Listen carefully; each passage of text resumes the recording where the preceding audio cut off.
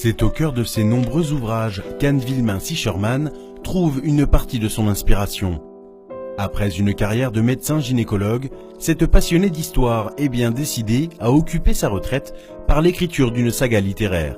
Paru le 8 août dernier, L'Abbé Grégoire s'en mêle est le 5e thriller qui met en scène le personnage d'Augustin Duroc, un inspecteur messin du XVIIIe siècle dont la profession n'a pas été choisie par hasard.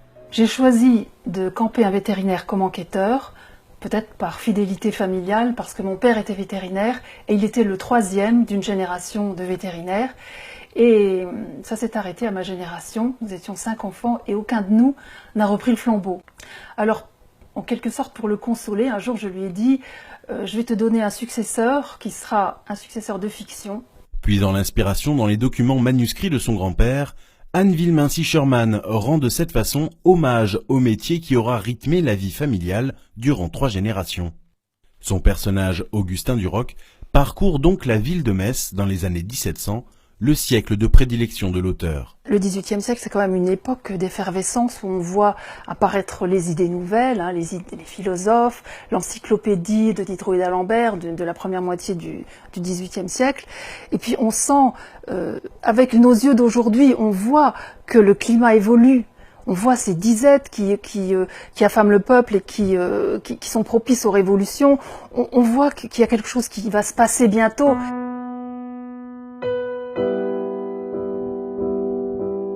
Quand elle n'écrit pas, Anne se promène dans les rues. Chaque promenade est l'occasion de découvrir ou redécouvrir de nouvelles pistes pour ses enquêtes littéraires.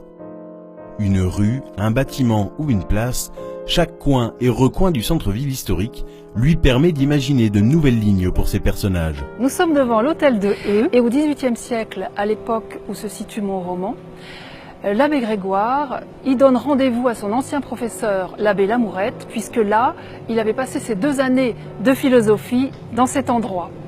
Et comme tout bon thriller qui se respecte, les romans d'Anne Villemain-Sichermann peignent de nombreuses scènes d'action où les cadavres et les tentatives de meurtre menacent ses personnages. Nous sommes au pied de la rue Fournier-Rue, dans laquelle se passe un événement un peu stressant pour nos 2 abbés.